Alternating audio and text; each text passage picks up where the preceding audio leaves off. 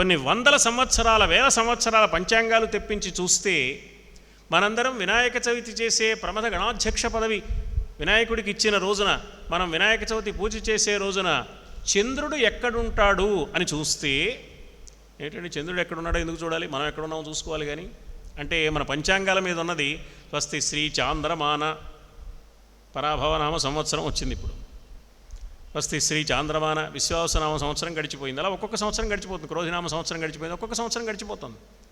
ఏదైనా చాంద్రమానం, మానము అంటే కొలత, చాంద్రమానము అంటే చంద్రుని నడక ఆధారంగా కాలానికి కొలతలు వేసుకునే పద్ధతి. చంద్రుడెవరు అంటే ఈ సమస్త సృష్టి జరగడానికి పరమాత్మ ఒక విరాట్ పురుషుడైనప్పుడు ఆ విరాట్ పురుషుడి కంటి నుంచి సూర్యుడు వచ్చాడు, ఆ విరాట్ పురుషుడి మనస్సు నుంచి చంద్రుడు వచ్చాడు. చంద్రమా మనసో జాతః చక్షో సూర్య అజాయత. ఈ వేద మంత్రాలు ఊరికే నాలుక చివర వల్లెవేసి సంతృప్తి పడిపోయేంత పరిమితమైన ప్రయోజనం కలిగినవి మాత్రమే కాదు సుమా. అది ప్రారంభం. ముందుగా వల్లెవేసి తరువాత ఆ వేద మంత్రాల చాటున దాగిన అర్థాన్ని, అంతరార్థాన్ని, అవి చెప్పే విజ్ఞాన విశేషాలను మానవుడు తెలుసుకునే ప్రయత్నం చేయాలి. అప్పుడు పరిపూర్ణమైన ప్రయోజనం నెరవేరుతుంది. వల్లెవేయడం తప్పు కాదు, మంచిదే. వేదం పఠనం మాత్రం చేతనే ప్రయోజనాన్ని ఇచ్చేది అన్నారు. అయితే ఇంకొంచెం విశేష ప్రయోజనం పొందాలి అంటే దాని ఆంతర్యాన్ని, లోపల ఉన్న సారాంశాన్ని తెలుసుకుంటే మరింత విశేషమైన ప్రయోజనం లభిస్తుంది.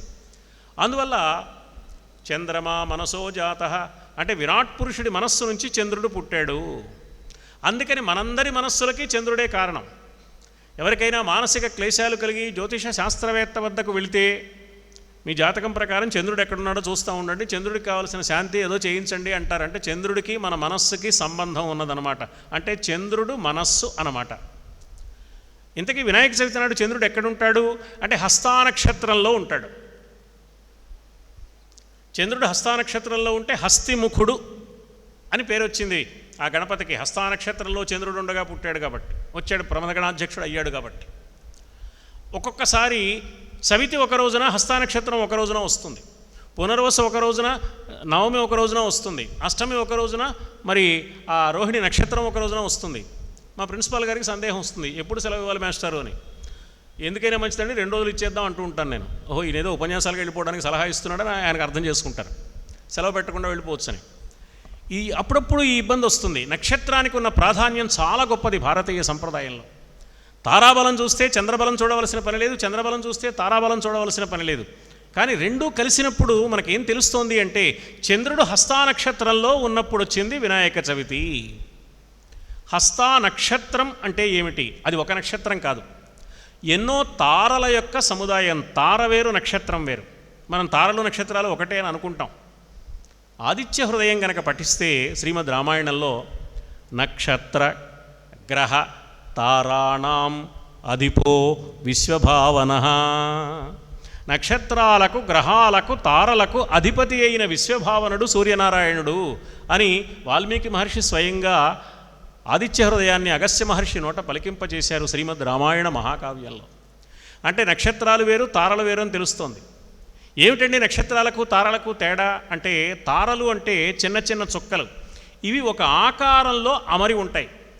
ఈవేళ పత్రికల్లో ఈ చుక్కలన్నీ కలపండి ఒక బొమ్మ వస్తుంది అంటారు. ఆ చుక్కలన్నీ కలిపితే ఒక కుందేలు బొమ్మ వస్తుంది, ఈ చుక్కలన్నీ కలిపితే ఓ జెండా బొమ్మ వస్తుంది, ఈ చుక్కలన్నీ కలిపితే ఓ పిల్లి బొమ్మ వస్తుంది. ఈ చుక్కలన్నీ కలిపితే, తారలన్నీ కలిపితే వాటి అమరిక ఎలా ఉంది అంటే చాచి ఉంచిన కుడిచేయి ఆకారంలో ఉన్న తారల యొక్క సముదాయానికి హస్తా నక్షత్రం అని పేరు. సరిగ్గా ఆ మధ్యలో చంద్రుడు ఉన్నాడనమాట. అంటే చేతిలోనే చంద్రుడు ఉన్నాడు. చెయ్యి చేసేది, మనస్సు సంకల్పించేది. సంకల్పించిన మనస్సు చేసే చేతిలోకి వచ్చినప్పుడు పని జరుగుతుంది. మనస్సులో సంకల్పం లేకపోతే కుదరదు, సంకల్పం ఉండాలి. అది కార్యరూపాన్ని ధరించాలంటే చేసేది చెయ్యి కదా, మనస్సు చేతిలోకి రావాలి. చాలా అనుకున్నాం కానీ చెయ్యలేకపోయామండి అంటూ ఉంటాం. అంటే సంకల్పం ఉంది కానీ అది చేతిలోకి రాలేదన్నమాట. ఎన్నో అనుకున్నామండి సాధ్యం కాలేదండి అంటూ ఉంటాం. మన వ్యవహారంలో ఉన్న మాటే అది. అందువల్ల సంకల్పించిన మనస్సు చేసే చేతిలోకి వస్తే దానికి సంకేతంగా హస్తానక్షత్రంలోకి చంద్రుడు వచ్చాడు, మనఃకారకుడైన చంద్రుడు. అంటే మనస్సు చేతిలోకి వచ్చింది, అప్పుడు కార్యసిద్ధి కలుగుతుంది. అందుకని ఆ సిద్ధి అనే తత్వానికి అధిపతి గణపతి. ఈ కార్యసిద్ధి కలగాలి అంటే, సంకల్పం ప్రకారమే పని జరగాలి అంటే అతడి బుద్ధి సక్రమంగా ఉండాలి. బుద్ధిని బట్టి సిద్ధి లభిస్తుంది. అందుకని బుద్ధికి కూడా అధిపతి గణపతి. బుద్ధికి అధిపతి, సిద్ధికి అధిపతి. బుద్ధి సిద్ధి ఈ ఇద్దరికి అధిపతి అన్నారు కాబట్టి బుద్ధి సిద్ధి అనే ఇద్దరు అమ్మాయిలను సిద్ధం చేసేసి గణపతి పెళ్లి చేసేసాం మనం. గణపతికి సిద్ధి బుద్ధికి వివాహం చేసేసాం. ఇది సంకేత రూపంగా చెప్పిన పరమసత్యం మాత్రమే. బుద్ధి వల్ల కార్యసిద్ధి కలుగుతుంది అనే సత్యాన్ని చెప్పడానికి ఆవిర్భవించిన మహానుభావుడు గణపతి తప్ప ఉండ్రాళ్ళు మెక్కటానికి వచ్చిన స్వామివారు మాత్రం కాదు. స్వామివారి తత్వాన్ని, అందువల్ల వచ్చిన ఆచార సంప్రదాయాలను జాగ్రత్తగా పరిశీలించినప్పుడు అందులో ఎన్నో వైజ్ఞానికమైన విశేషాలు ఉన్నాయి తప్ప అవి మూఢ విశ్వాసాలు ఎంతమాత్రమూ కాదు. మన అజ్ఞానం వల్ల, మన పొరపాటు వల్ల మనం కొంతకే పరిమితం అయిపోయి, ప్రక్రియకే పరిమితం అయిపోయిన కారణంగా అన్య మతస్థులు కానీ, హేతువాదులు కానీ, భౌతికవాదులు కానీ ఇవన్నీ మూఢ విశ్వాసాలని కొట్టి పారవేయడానికి మనమే అవకాశం కలిగించాం. అవి మూఢ విశ్వాసాలు కావు. మూఢ విశ్వాసాలని ఇతరులు విక్రించడానికి అవకాశం ఇచ్చింది మన అజ్ఞానం, మన పొరపాటు, మన అశ్రద్ధ, మన నిరాసక్తత. వాటిలో ఉన్న విషయాలను తెలుసుకునే ప్రయత్నం చేసినప్పుడు అవి మూఢ విశ్వాసాలు కాదు, గాఢమైన పరమ సత్యాలని ప్రపంచానికి నిరూపించడానికి అవకాశం ఉంది. అలా నిరూపించిన మహానుభావులే వ్యాస, వాల్మీకులు, ఆచార్య శంకరులు ఇలాంటివారు. అందువల్ల చేతిలోకి హస్తానక్షత్రం వస్తే సంకల్పం నెరవేరుతోంది కాబట్టి ఇది బుద్ధి వల్ల జరుగుతుంది కాబట్టి బుద్ధి, దానివల్ల జరిగే సిద్ధి, ఈ బుద్ధికి సిద్ధికి ఆయన అధిపతి. అందుకని సిద్ధి బుద్ధి ఇద్దరు భార్యలు అన్నారు. కొంచెం పక్కకి వెళదాం, సంప్రదాయం మార్చుకుందాం. మాకు వినాయకుడు వద్దండి, మా సంప్రదాయంలో విశ్వక్సేనుల వారు కావాలి, మాకు వినాయకుడు పనికిరాడు, విశ్వక్సేనం ఆవాహయామి స్థాపయామి పూజయామి, విశ్వక్సేన ఆరాధన చేసి ముందుకు వెళతాం, వినాయక పూజ లేదు మాకు, గణపతి పూజ కాదండి విశ్వక్సేన పూజ కావాలి. నిజమే, చేసుకోండి, మంచిదే. గణపతి అనే పేరే విశ్వక్సేనుడనే పేరుగా మారింది. గణపతి అనే దైవమే విశ్వక్సేనుడనే దైవంగా మారాడు తప్ప ఇద్దరు లేరు అక్కడ. గణపతి వేరుగా, విశ్వక్సేనుడు వేరుగా లేడు. మన అజ్ఞానం వల్ల అలా అనుకుంటున్నాం. లేరని ఎలా తెలుస్తుంది అంటే వాళ్ళు చెప్పకపోయినా వాళ్ళ భార్యలు చెప్తున్నారు. విశ్వక్సేనుడికి కూడా ఇద్దరు భార్యలు ఉన్నారు. ఒకసారి మనం గమనిస్తే వైష్ణవ సంప్రదాయం ప్రకారం కళ్యాణాలు అర్చనలు జరుగుతున్నప్పుడు చూస్తే జయా సూత్రవతి సమేత విశ్వక్సేనం ఆవాహయామి స్థాపయామి పూజయామి అంటారు వైష్ణవ స్వాములు. తప్పేం లేదు. ఒక ఆమె జయ, ఒక ఆమె సూత్రవతి. సూత్రవతి అంటే సూత్రం కలిగింది. ఏం సూత్రం కలిగింది? ప్రణాళికా సూత్రము కలిగింది. అది బుద్ధిలో నుంచి వస్తుంది. జయము అంటే కార్యసిద్ధి కలుగుతుంది. ఇక్కడ సిద్ధికి బదులు జయ అన్నారు, అక్కడ బుద్ధికి బదులు సూత్రవతి అన్నారు. పేరు మారింది, తీరు మారలేదు. సంప్రదాయం మారింది, సత్యం మారలేదు. ఎంత గొప్పదైన భారతీయ సంస్కృతికి వారసులుగా ఉన్నాం మనం. సంప్రదాయాలను మతాలుగా మార్చుకుని, ఆ మతాల మధ్యలో విద్వేషం పెంచుకుని, శివుడు వేరని, కేశవుడు వేరని, వినాయకుడు వేరని, విశ్వక్సేనుడని భ్రాంతి పడుతున్న మనకు ఏకం సత్ విప్రా బహుధా వదంతి అన్న వేద సత్యాన్ని మరొక మారు జాతి గుండెల్లో నినదింపజేసిన మహనీయులు జగద్గురువులైన ఆచార్య శంకరులు. అందువల్ల ఈ పరమసత్యాలను కవితాపూర్వకంగా, చమత్కారంగా వారు అందించిన తీరు మనకు చాలా ఆశ్చర్యాన్ని కలిగిస్తుంది. అందుకని పిబంతౌ తౌ యస్మాత్ అవిదితవధూ సంగరసికౌ కుమారౌ అద్యాపి ద్విరదవదన క్రౌంచదళనౌ. అమ్మవారి సౌందర్యం ఎంతో గొప్పది. సౌందర్యానికి ప్రధానమైన లక్షణం ఏమిటంటే కన్నులు. అందుకని అమ్మవారి సౌందర్యాన్ని వర్ణించేటప్పుడు కన్నులను వర్ణిస్తూ ఎక్కువ శ్లోకాలు చెప్పారు ఆదిశంకరులు. మనం ఆశ్రయించవలసింది పాదాలు. అందుకని పాదాలను వర్ణిస్తూ కూడా ఎక్కువ శ్లోకాలు చెప్పారు. పాదాలను మాత్రమే వర్ణించారా? పాదధూళిని వర్ణించారు. పాదాలకు పెట్టుకున్న అందెలను, అందెలలో ఉన్న మువ్వల సవ్వడిని కూడా వర్ణించారు. అంతగా ఆదిశంకరులు నఖశిఖ పర్యంతం అమ్మవారి యొక్క దివ్య వైభవాన్ని వర్ణించారు. కన్నులను వర్ణిస్తూ ఎన్నో విశేషాలు చెప్పారు. యథావకాశంగా కొన్ని విశేషాలు తెలుసుకుందాం.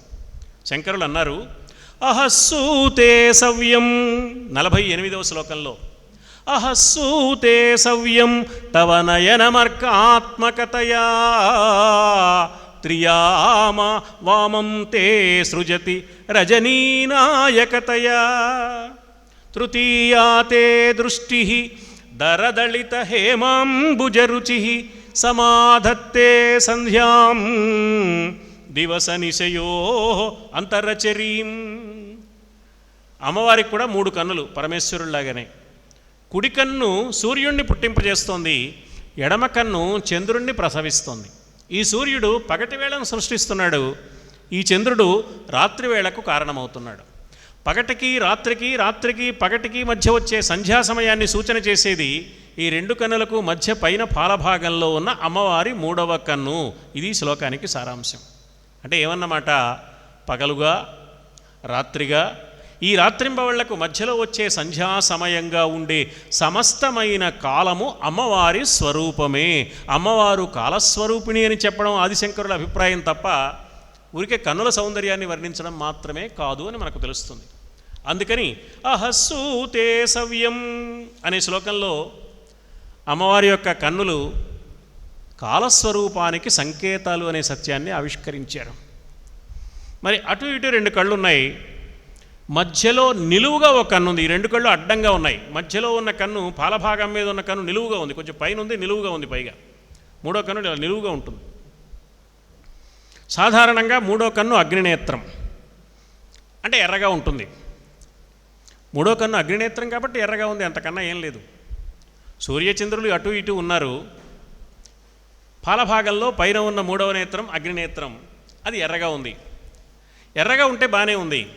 కానీ కవులు ఏం చేస్తారంటే సహజంగానే ఎర్రగా ఉంది అని చెప్పరు. ఎర్రగా ఉండడానికి ఒక కారణం ఉంది. అమ్మవారి 3వ కన్ను ఎందుకు ఎర్రబడిందో తెలుసా అన్నారు. అయ్యా మాకు తెలియదండి ఆచార్య స్వామి మీరే చెప్పండి అంటే, ఎందుకు ఎర్రబడిందంటే ఎవరికైనా కన్నెర్ర ఎప్పుడు కలుగుతుంది? కన్నెర్ర అంటేనే అసూయ. చాలా ఆశ్చర్యకరంగా తెలుగు భాషలో చాలా చమత్కారమైన మాటలు ఉన్నాయి. కన్నెర్ర అనే మాట ఉంది. ఈ కన్నెర్ర అనే మాట శారీరక వ్యాధి. కంటి కలకొస్తే కన్నెర్ర పడుతుంది, అది శారీరక వ్యాధి. అసూయ కలిగితే కూడా కన్నెర్ర, అది మానసిక వ్యాధి. కడుపు ఉబ్బిపోతుంది అన్నాడు. గ్యాస్ సమస్య ఉంటే కడుపు ఉబ్బుతుంది. ఎదుటివాడి కొంప ముంచడానికి వీలైన విషయం అవతలవాడికి ఎవడికో చెప్పకపోతే తోచని ఒక స్థితి ఉంటుంది, ఇది మానసిక వ్యాధి. నాకు కడుపు ఉబ్బిపోతుందని చెప్పేసేయాలంటాడు వాడు, ఇది మానసిక వ్యాధి. ఈ శారీరక వ్యాధుల్ని మానసిక వ్యాధుల్ని కూడా తొలగింపజేస్తుంది అమ్మవారు. సర్వవ్యాధి ప్రశమని పెద్ద సూపర్ స్పెషాలిటీ హాస్పిటల్ అనమాట అమ్మవారు అంటే. అన్ని రకాల వ్యాధులు, శారీరక వ్యాధులే కాదయ్యా, మానసికంగా మీలో ఉన్న సమస్తమైన లోపాలను తొలగిస్తుంది. మిమ్మల్ని మీరు అమ్మవారి పాదాలకు సమర్పణం చేసుకున్న వేళ. అందుకని అలాంటి మాటలు చెప్పారు. అమ్మవారి 3వ కన్ను ఎర్రగా ఉంది. ఎందుకు ఎర్రగా ఉంది అంటే అసూయ వల్ల ఎర్రగా ఉంది. అమ్మవారి 3వ కంటికి అసూయ ఏర్పడింది. ఎవరి మీద అసూయ ఏర్పడిందండి? ఒక రైతుకి ఓ పారిశ్రామికవేత్త మీద అసూయ ఉండదు, ఇంకో రైతు మీద అసూయ ఉంటుంది. నాకంటే బాగా పండించాడే అని. ఒక పారిశ్రామికవేత్తకి ఒక రైతు మీద అసూయ ఉండదు, ఇంకో పారిశ్రామికవేత్త మీద అసూయ ఉంటుంది. ఓ సంగీత విద్వాంసుడికి ఓ సాహిత్యవేత్త మీద అసూయ ఉండదు, ఇంకో సంగీత విద్వాంసుల మీద ఉంటుంది. ఒక సాహిత్యవేత్తకి ఓ సంగీత విద్వాంసుల మీద అసూయ ఉండదు, ఇంకో సాహిత్యవేత్త మీద ఉంటుంది. ఒకే రంగంలో ఉన్న వారి మీద అసూయ ఉంటుంది. నాకంటే వాడు తక్కువవాడు కానీ పేరు వచ్చేస్తోంది అని అసూయ ఉంటుందన్నమాట. కాబట్టి అమ్మవారి 3వ కంటికి అసూయ ఎవరి మీద ఏర్పడిందంటే అమ్మవారికి అటు ఇటు ఉన్న ఈ 2 కన్నుల మీద ఏర్పడిందిట.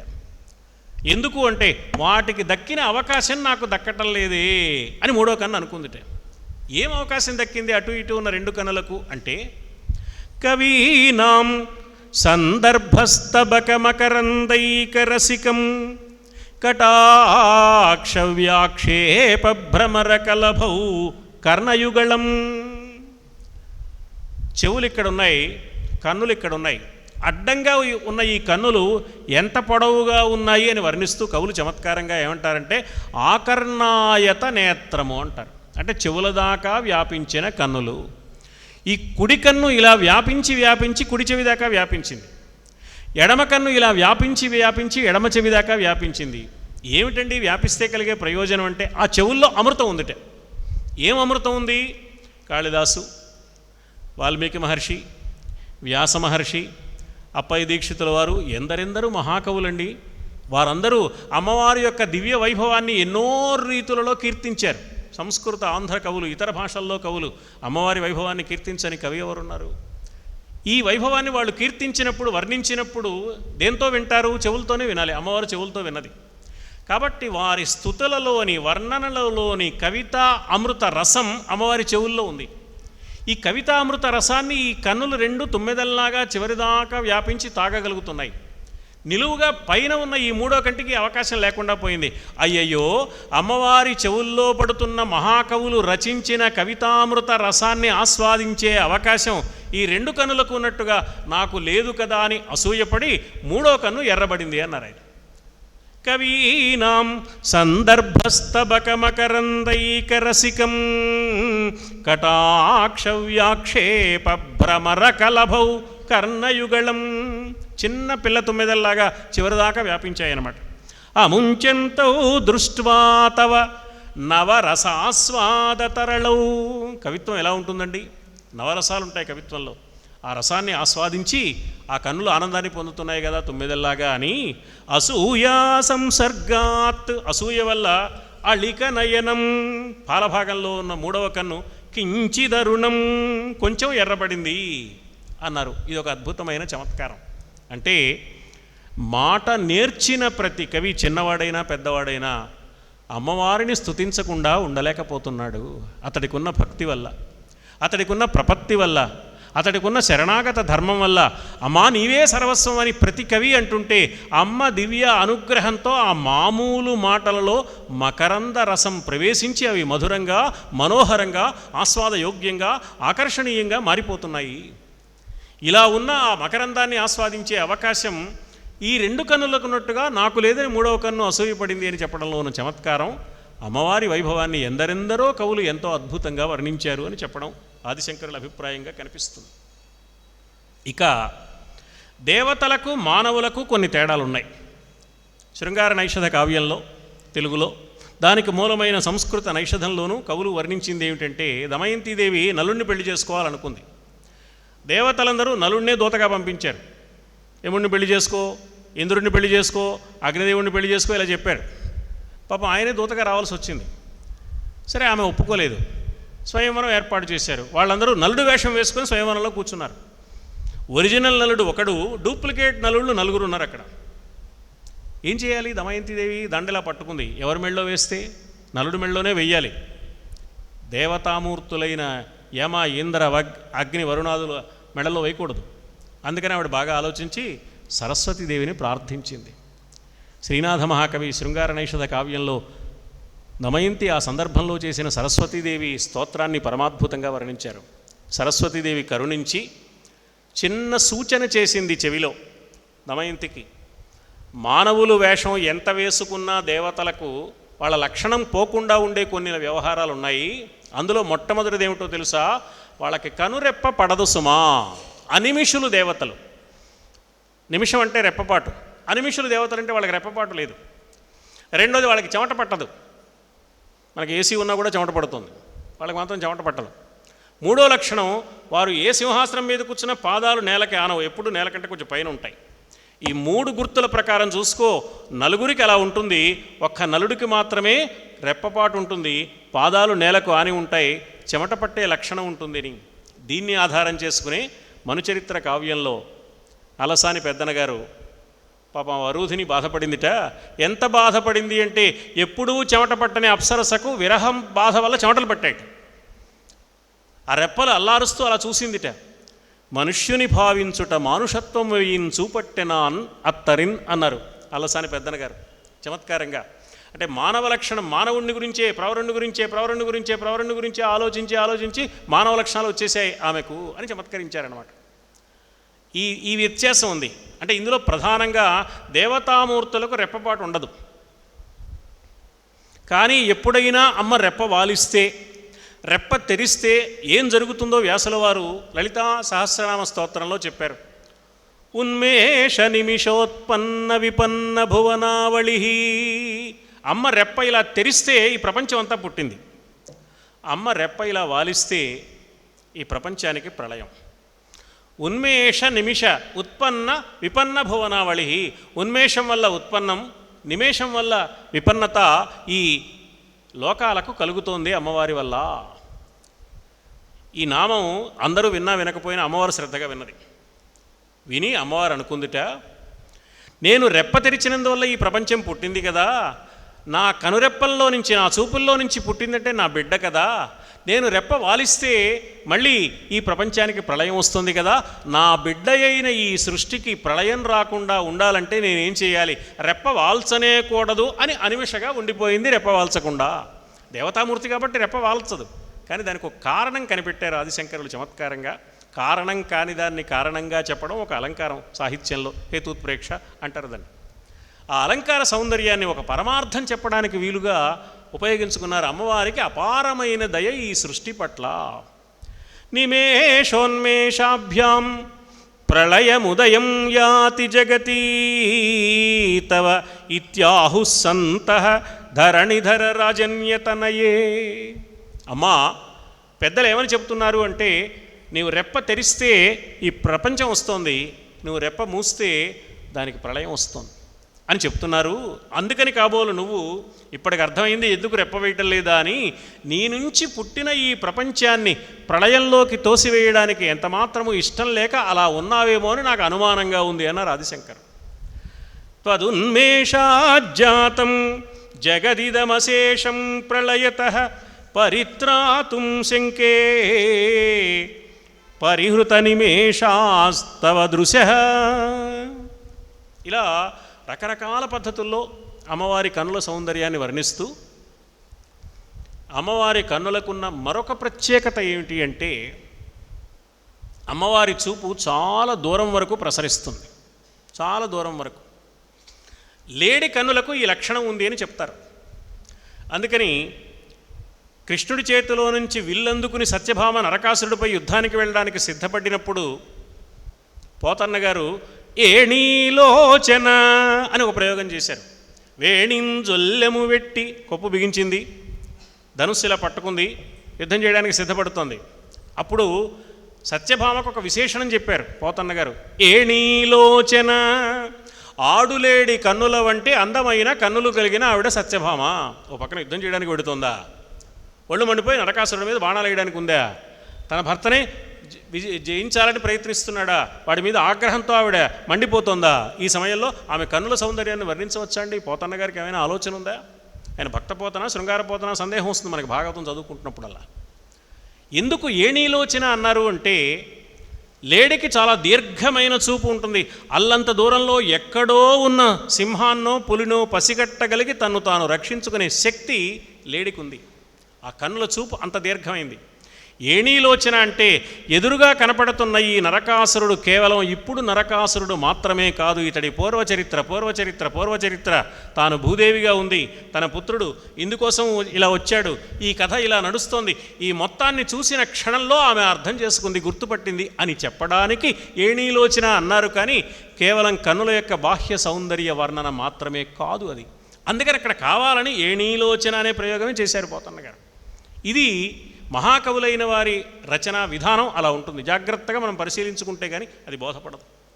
అమ్మవారి చూపు కూడా చాలా విశాలంగా ఉంది. వైష్ణవాలయాలకు వెళ్ళినప్పుడు, రామాలయం కానీ కృష్ణాలయం కానీ వెంకటేశ్వర ఆలయం కానీ, అర్చక స్వామివారు ఆ పాదుకలు మన శిరస్సు మీద పెడుతూ తరచుగా ఒక మాట అంటూ ఉంటారు. ఇచ్ఛామోహి మహాబాహుం రఘువీరం మహాబలం గజేన మహతాయాంతం రామం ఛత్రావృతాననం. అయోధ్యానగరంలో ఉన్న ప్రజలందరూ దశరథ మహారాజు గారు సమావేశం ఏర్పాటు చేసి ఈ రాజ్యానికి వారసుడుగా రాముణ్ణి ప్రకటిద్దాం అనుకుంటున్నాను, మీ అభిప్రాయాలు చెప్పండి అన్నప్పుడు మంత్రులందరూ ఆయన చాలా గొప్పవాడు, ఆయన మంత్రాంగ శక్తి గొప్పది, సేనాపతులందరూ ఆయన గొప్ప పరాక్రమవంతుడు, బ్రాహ్మణులందరూ ఆయన ధర్మాన్ని కాపాడేవాడు, ఇలా రకరకాలుగా చెప్పారు. సామాన్య ప్రజలు ఏమన్నారంటే, ఇవన్నీ మాకు తెలియవయ్యా, తెల్లని వెల్లగొడుగు నీడలో భద్రగజాన్ని అధిరోహించి రామచంద్రమూర్తి పట్టాభిషేకం చేసుకోవడానికి అయోధ్యానగర రాజవీధుల్లో వస్తుంటే చూసి ఆనందించాలని ఉంది మాకు. ఆ సందర్భంలో ఆయన గురించి వాళ్ళు అన్నమాట మహాబాహుం, మహాబాహువులు కలిగినవాడు. రాముడు ఆజానుబాహు అయి ఉండొచ్చు, బాగా పొడవుగా ఉండొచ్చు, చేతులు కూడా పొడవుగా ఉండుండొచ్చు. అప్పుడు ఆజానుబాహు అనాలి కదా, లేకపోతే దీర్ఘబాహు అనాలి కదా. వాల్మీకి మహర్షి పనిగట్టుకుని మహాబాహు అన్నాడేమిటి అంటే, మహాబాహు అంటే పొడవైన చేతులు కలిగినవాడు అంటే అర్థం అవి కొలత ప్రకారం పొడవుగా ఉన్నాయని కాదు, రాజధాని అయిన అయోధ్యానగరంలో కూర్చుని కూడా తన రాజ్యంలో మారుమూల ఎక్కడో ఒక చిన్న గ్రామంలో బాధపడుతున్న ఒక పేదవాడి కన్నీటి బిందువులను తుడిచి అతడి దుఃఖాన్ని పోగొట్టగలిగేంత వరకు ప్రసారం కాగలిగిన చెయ్యి అది. అందుకని మహాబాహు. అన్నమయ్య పరవశించి ఏమని పాడుకున్నాడు? ఇందరికీ అభయమ్ములిచ్చు చేయి, కందువగు మంచి బంగారు చేయి. ఇందరికీ అభయమ్ములు. ఏమండి, ఇవాళ కోటా 50 మందికి అభయం ఇచ్చేసాం. ఇంకా మళ్ళీ తర్వాత క్యూలో ఉన్నవాళ్ళు రేపు రావాల్సిందే, 50 వరకు కోటా అయిపోయింది అనడానికి లేదే. ఎంతమందికైనా అభయం ఇస్తుంది ఆ చెయ్యి, శాశ్వతంగా అలా నిరంతరం అభయప్రదానం చేస్తూనే ఉన్నది కదా అని అన్నమయ్య అభిప్రాయం. మహాబాహు అన్నప్పుడు, ఇందరికీ అభయమిచ్చు చెయ్యి అన్నప్పుడు ఏ అర్థమో, ఏణీలోచన అన్నప్పుడు అదే అర్థం. అదే భావంతో ఆదిశంకరులు అమ్మా నీ చూపు చాలా పొడవైనది 57వ శ్లోకంలో అన్నారు. దృశాద్రాఘీయస్య దరదళిత నీలోత్పల రుచా. నువ్వెక్కడో హిమవత్ పర్వతం మీద ఉన్నావమ్మా, ఈ దేశానికి ఆ చివర ఉన్నావు నువ్వు. మరి నేనెక్కడున్నాను? కేరళలో కాలడిలో ఉన్నాను. ఈ చివర నేనున్నాను, నీకు నాకు మధ్య చాలా దూరం ఉన్నది. దృశాద్రాఘీయస్య దరదళిత నీలోత్పల రుచ. నల్ల కలువలలోని దివ్యమైన కాంతిని కన్నులలో నింపుకుని దూరం వరకు చూడగలిగిన నీ అందమైన కన్నులతో నన్నొక్కసారి చూడమ్మా, నేను చాలా దూరంగా ఉన్నానమ్మా. దవీయాంసం దీనం స్నపయ కృపయా మామపి శివే. శివా అమ్మవారికి చేసిన సంబోధన. పార్వతీ పరమేశ్వరులకి చమత్కారం ఏమిటంటే వాళ్ళిద్దరికీ ఒకేలాంటి ఆభరణాలు. చంద్రుడు ఇద్దరు, నెలవంక ఇద్దరు తురుముకున్నారు. ఇద్దరికీ పేరు కూడా సామ్యం ఉంది. శివుడు ఆయనైతే శివ, ఆమె. ఇద్దరికి పేరులో సామ్యం ఉంది. శ్రీ శివ, శివశక్తి ఐక్య రూపిణి. లలితా సహస్రనామంలో అమ్మవారి పేరు శివ. శివుడు అంటే ఆయన, శివ అంటే అమ్మవారు. పేరులోనూ పోలికుంది, రూపంలో పోలికుంది. చాలా పోలికలు కలిగిన వాడు ఆ దంపతులు. ఈ శివ అనే పేరు ఇక్కడ ఎందుకు చెప్తున్నారు అంటే, శివ అంటే మంగళప్రదమైన స్థితిని ప్రసాదించే తల్లి. నీ చూపుల్లోనే ఆ దివ్యస్థితి ఉందమ్మా, శుభస్థితి, దాన్ని ప్రసాదించు. దానివల్ల ఎక్కడో దూరంగా కేరళలో కాలనీలో ఉండిపోయిన నేను ధన్యుణ్ణి అవుతాను. నీకు వచ్చిన నష్టమేం లేదే. అదేమిటయ్యా ఎందుకు నష్టం లేదు అంటే, ఏం నష్టం ఉంటుందమ్మా? ఆకాశంలో పున్నమి నాడు చందమామ కనిపిస్తున్నాడు కదా, ఆయన వెన్నెల 7 అంతస్తుల మేడ మీద ఒకలాగే పడుతుంది, పూరి గుడిసె మీద ఒకలాగే పడుతుంది. ఏమీ లేని అరణ్యంలోనూ ఒకలాగే పడుతుంది. అడవిగాచిన వెన్నెల వ్యర్థమైపోయిందని మనం అనుకుంటాం, కానీ చంద్రుడు అనుకోడు. అడవిలో కూడా సమానంగానే ఆ వెన్నెలను ప్రసారం చేస్తాడు. దూరంగా ఉండిపోయిన నా మీద కూడా అదే కరుణ స్నపయ, ఆ కరుణ రసంతో నన్ను తడిపివెయ్యమ్మా. స్నపయ కృపయా మామపి శివే అనేన అయం ధన్యో భవతి. అందువల్ల నేను ధన్యుణ్ణి అవుతానమ్మా. పోనీ నీకేమైనా నష్టమా? నచతే హానిరియత. ఎందుకంటే వనేవా హర్మ్యేవా సమకర నిపాతో హిమకర. ఇలా అమ్మవారి యొక్క కన్నుల సౌందర్యాన్ని ప్రత్యేకించి చాలా శ్లోకాల్లో వర్ణించారు ఆయన. 1-2 మనం మత్సుకి చెప్పుకున్నాం. అమ్మవారి చెక్కిళ్ళని వర్ణించారు వ్యాసుల వారు. అమ్మవారి చెక్కిళ్ళు ఎలా ఉన్నాయి అంటే, సర్వసాధారణంగా చెక్కిళ్ళను వర్ణిస్తూ ఏమంటారంటే అద్దాలు అంటారు. చెక్కుటద్దాలు, అద్దాలు లాంటి చెక్కిళ్ళు అంటారు. లేకపోతే పద్మరాగమణుల లాంటి చెక్కిళ్ళు అంటారు. కావ్య నాయికల చెక్కిళ్ళని వర్ణించేప్పుడు ఎర్రగా, అందంగా, సుకుమారంగా, ఆహ్లాదకరంగా కనిపిస్తాయి కాబట్టి. Thanks for watching. Please comment, like, share and subscribe our channel.